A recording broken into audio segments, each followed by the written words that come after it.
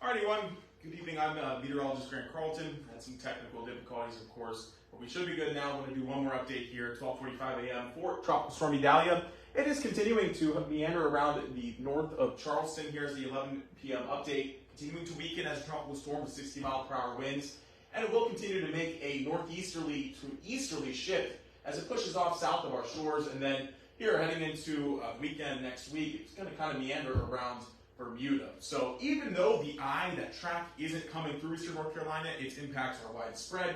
Right now we continue to see, again, circulation just north of Charleston, heading into Myrtle Beach, where those stronger winds are, but the rain bands continue to push in here to eastern North Carolina, and it will kind of continue throughout the rest of the night. So our biggest concern for the overnight is flash flooding. And we also are seeing lots of thunderstorm activity, some of these cells having a little bit of rotation and water spouts off our shores. And we're going to be concerned about some of them spilling over into land, especially over the next few hours as we head into the kind of the peak threat for tornadoes. But right now, again, we've been seeing repeated rainfall, scanning the skies, moderate to light rainfall, even dry spot there in Jones County and New Bern, and it's coming in waves though. So even if the rain is tapering off where you're at, don't let your guard down. We will continue to see a threat of flash flooding and repeated rounds of possibly heavier rain. And again, here is the cluster of storms now pushing into Carteret County, Atlantic Beach, Emerald Isle, Morehead City, Cape Lookout. You're looking at a lot of heavy rainfall right now that will kind of continue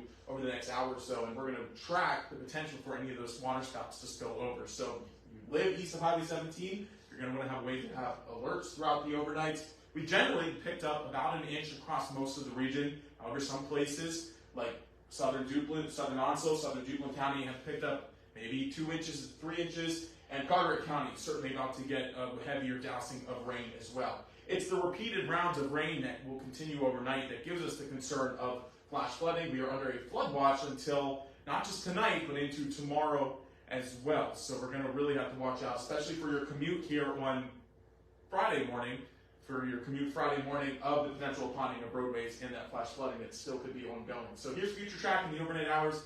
The heaviest of the rain will be in the overnight here. So you can see these heavier bands continuing to come in waves over the next few hours, even into sunrise. We might get tapering off as the eye of Idalia continues to push off to our south and east. But still, as you head throughout your commute tomorrow morning, heavier rain will continue to push in and waves, and it's the areas we'll see repeated rounds of rain that has the greatest potential for flash flooding. So as we head throughout later tomorrow morning, especially into the earlier afternoon, notice this nice clearing line. High pressure will build in, and then we'll kind of be concerned about the threat of a little bit of gusty winds, but also the winds pushing up the water that could produce a little bit of storm surge. We'll have more on that in a minute. Here is what models are trying to depict in terms of the rainfall we have left. So like I said, we've generally seen about an inch, some places 2 to 3 inches so far. This might be overdoing it, considering what we've seen all night, but another 3 to 4 inches isn't out of the question, and that is certainly enough to give us a little bit of flash flooding. So again, that's our primary concern tonight. Here's a few tips for you. You hear it all the time: turn around, don't drown. It's so important to continue to heed that information. Don't drive across barriers or around barriers. They're there for a reason. If you're heading out tomorrow morning, give yourself extra time.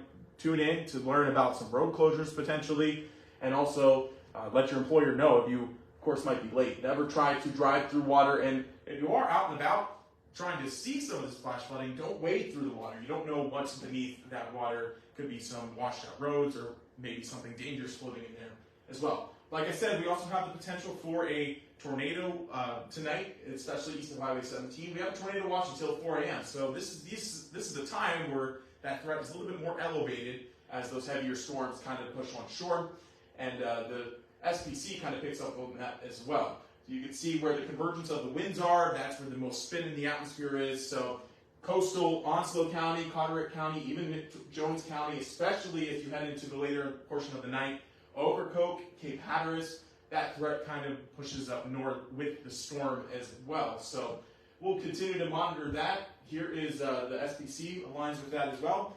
Very elevated along the immediate coastline, and then some of them could continue to spill inland. We'll watch out for that, but again, our threat is primarily in the overnight hours, so you're going to have a way to stay weather aware, have a weather radio if you hopefully have one, and if not, you download the Storm Track 12 weather app on the Google Play or App Store to get alerts immediately as well. So as we head throughout Thursday and Friday, the rain will be gone, like I was showing by tomorrow afternoon. Sunshine's breaking back out. Then we kind of shift our threat towards the potential of minor to moderate storm surge with the winds from generally the north and then northeast.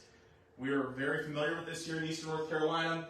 Of course, you could see 1 to 2 feet of storm surge or even 3 feet along our beaches there, Outer Banks, Hatteras, to the Crystal Coast. Of course, your low-lying spots there, but also our adjacent rivers and creeks and sounds with that northeasterly persistent flow that will back up the Pamlico Sound water into the Neuse River, the Pamlico River, our Albemarle Sound counties might have to watch out a little bit. Could see 3 to 4 feet storm surge, and that will persist into the start of the weekend. So again, it's the orientation of the wind that's kind of the big concern. Could see 40 to 45 mile per hour wind gusts tomorrow, even into the start of Friday. That could cause some scattered power outages, but notice again the persistence of the wind in our Pamlico Sound counties on the adjacent rivers and creeks will of course back up a little bit due to that persistence in the winds as well. So as we head into Friday, here's Friday, still seeing some breezy conditions persistent out of the northeast now that we'll have to watch out there, especially along Beaufort, their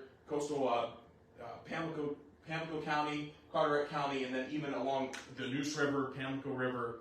You know the spots. As we head into Saturday and then especially into Sunday, we will eventually taper down those winds. We might still have to worry about some elevated water across eastern North Carolina.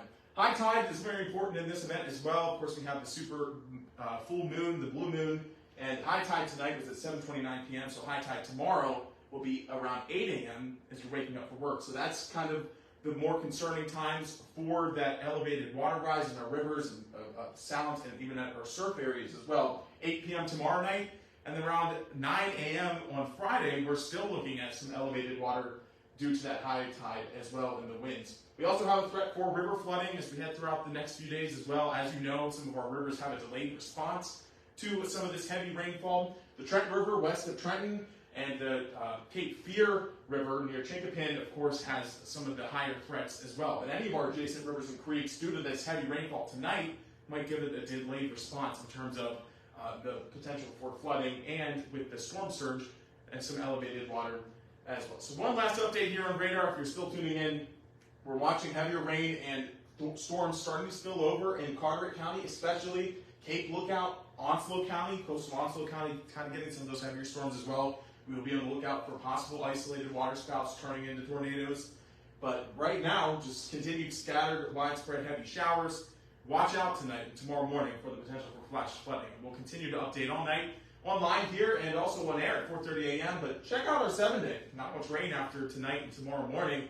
We're looking at lots of sunshine, but don't let your guard down. Like I said, we really will continue to see impacts into the start of the weekend. And then just maybe the next work week here, some nice condition, high pressure built in. We're looking at a really pleasant start to September and for your Labor Day weekend. So I'm Meteorologist Grant Carlton. We'll continue to update you. Thank you for joining in and have a good night, everyone.